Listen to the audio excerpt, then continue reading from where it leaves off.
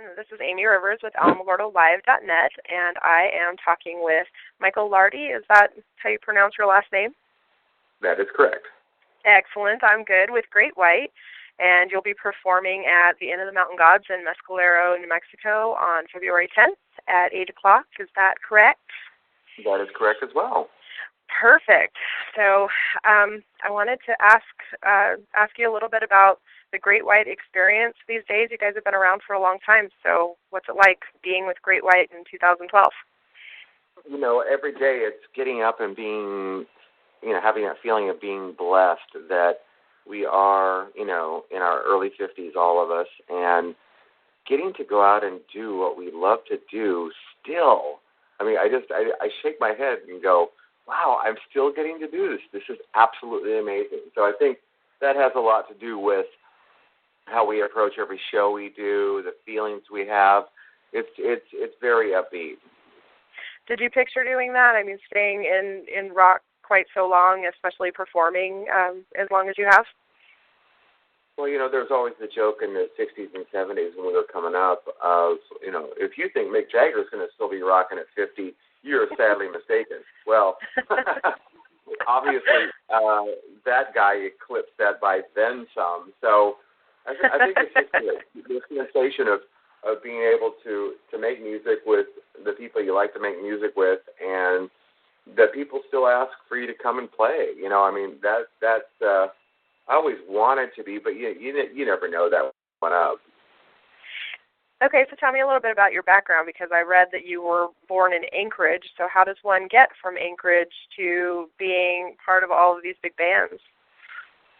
I was born in Anchorage as an Air Force brat, and when my dad was restationed in Sacramento, and that's kind of where he spent out his days in his service terms, because most of my family, like grandfathers, great uncles and such, were flight mechanics.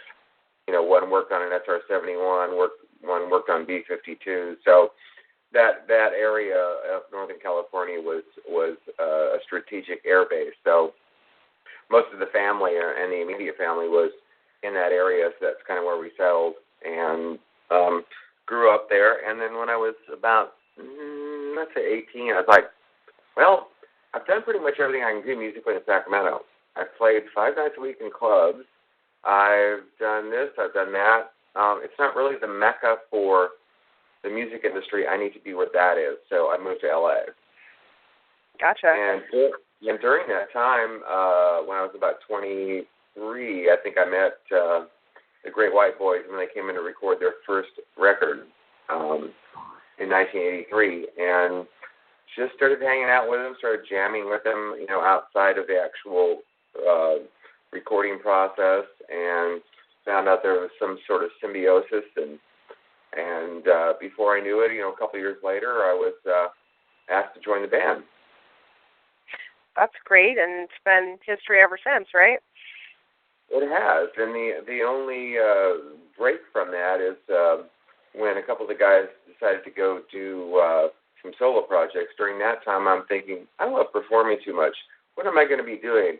And then my dear friend Jack Blades from Night Ranger called me up and said, I'd like to play keyboards for us. And I said, I'm down. I could do that.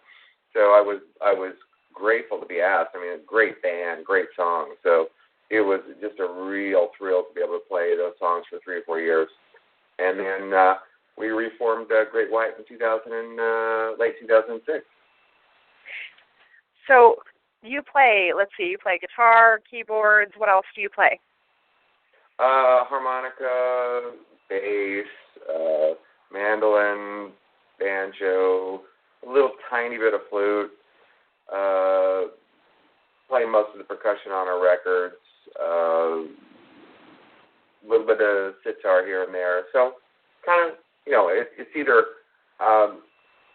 I can't just, I want to be, well-rounded musician, or I can't decide when I want to be when I grow up. Okay, yeah, that happens. I haven't figured that part out yet. No, that's totally understandable.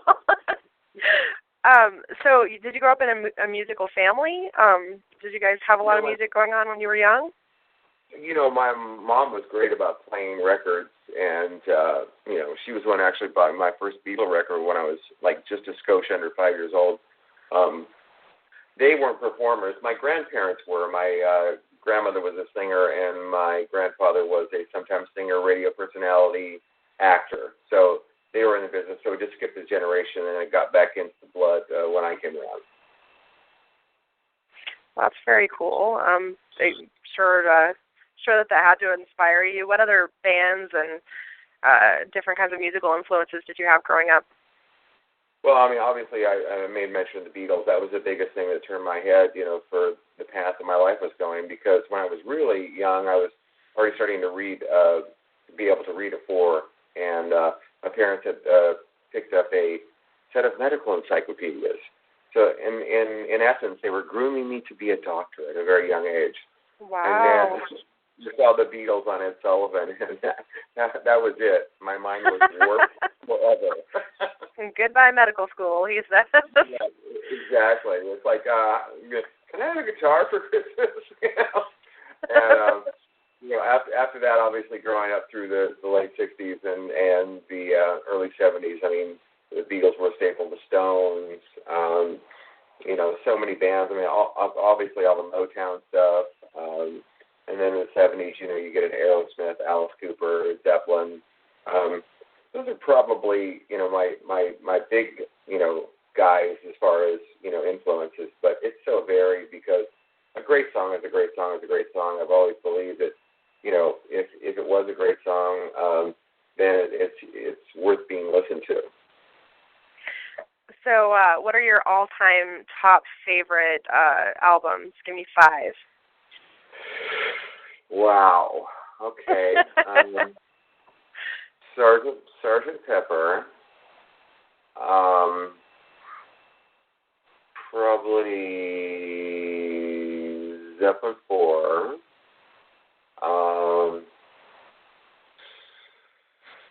Dark Side of the Moon.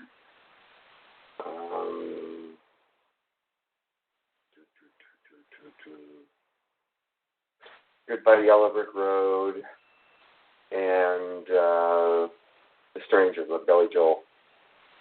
Nice. So you can see how varied my tastes are. I was going to say, I think that it's a funny question to ask personally because anytime anybody asks me what my favorites are, I can come up with at least a gajillion choices. So making anybody narrow it down seems unfair, but I always like to ask. Put them on the spot, but, to me, that's kind of like a good, and they may not be the ultimate 5 of me, but I mean, there are 5 that kind of like encompass the musicality that I've been very lucky to attain in my life, through all the likes that I have. I mean, I like, dark, mysterious stuff. I like pop stuff. I like really hard rock and stuff. I mean, music is music is music. It's an amazing thing, and it is so much the international language that I feel very lucky to be a part of that. So are there any artists today that you really like, that you really admire? Or do you have any thoughts on music today and where it's going? Well, it's interesting because there's not the artist development that there used to be. We were talking about this the other day. Had there not been artist development, we probably really would have missed a lot of iconic artists. Without, a company believing in Bob Seger, it took him 3 or 4 albums to really hit the mainstream. Springsteen, the same thing. U2. I mean, it just goes on and on and on and on. So that's what's different for me. One of the standout artists that I like as far as a songwriter and a singer and his vibe is Daughtry. Yeah, I like him. Yeah, and as far as a little pop diva, Katy Perry is so much fun to listen to. So I mean, I try to keep plugged into everything, but a lot of artists aren't staying around a long time. Mm-hmm. That's what's hard, because that's one of the things I remember about being a Zeppelin fan is, being knocked out by their first record in '69, and they were still doing it in '78, '79, and I was like always looking forward to the next record. Yeah. Do you think that that's more about, I'm curious, do you think that that's more about the artists themselves or more about our sort of collective, societally small attention span? Yeah, it is probably the ADD that we all seem to share, where we all have attention span of that of a gnat. Yes, it does seem to be getting worse all the time, so I wonder if that makes it a really hard environment to be doing music in. But you seem to have lots of fans, so I mean, I think that people seem to enjoy you guys still, even after all these years. Are you looking forward to being in New Mexico? Absolutely. I don't believe in our history we ever played that casino, and from what I understand, it's really something special. The architecture, the grounds that it's on, the lake that's there. So we're really looking forward to enjoying the New Mexico experience. I mean, we always have a great time. We've played casinos in Santa Fe. We've played Tingley Arena in Albuquerque. It's been very, very vast and varied where we've been around New Mexico. So we always like to get there because it's just absolutely beautiful down there.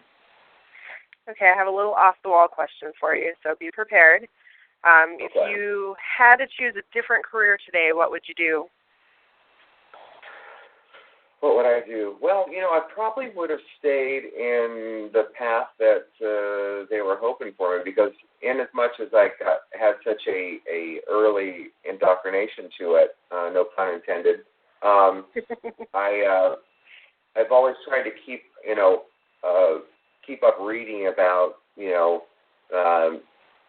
health stuff and kind of going after looking after myself, if not completely holistically, but at least do the things that work for people to make your health better. And I think it was always an interest of mine, so I probably would have been in the medical field. Well, that would be very cool. I'm glad, though, that you are not, in fact, in the medical field, and then I get to come up and see you in a couple of weeks. So that's going to be super fun. We will look forward to seeing you, and please, when you do come, give us a shout out so we can all meet you and hang with you. I think that would be super fun. Okay, so what are people going to get when they come up to the End of the Mountain Gods to see you on February 10th? Well, one of the things that I enjoy about performing on stage is I look over at my bandmates and just that smile and that knowledge of we're still doing this and we're still getting away with this, and how cool is this? And because of that very upbeat kind of energy that we're all experiencing from playing together, I think people in our experience, they've responded very favorably to that. So they seem to get in on the private joke as well. So they get to that place where they just go, this is a band that really has a lot of fun on stage, and that is fun for us. That's fantastic. I'm totally looking forward to it. I think that live music is the best, and people should get out. My generation, this younger generation especially, I mean, I think that we get a little limited sometimes here in southern New Mexico as to how far we have to go to get live music, and so I really encourage everybody to get out and hear performers and see what they can do, because it's just a different experience than listening to it, on recording or on TV or on the computer, as we all are, I'm sure, want to do these days. So yes, we seem to be locked into the size of things being so minuscule anymore with looking on our headphones, on our computers, or our little speakers. One of the things that I feel blessed about is actually coming up and going to school when I was 16 to be a recording engineer as well, so I could have that part of helping my own music along. And I was lucky enough to record on those old machines that were infamous to the Beatles and Stones and all that stuff. So coming up in an analog world, I still try to put across that sensibility into our CDs. That's fantastic. Well, I cannot wait to see you. You guys are going to be up at the End of the Mountain Gods in Mescalero on February 10th. Everybody here should get your tickets now and get going, and I really, really appreciate you taking the time to talk to us, Michael. Well, thank you so much, Amy. You have a fantastic day. And thank you so much. You too.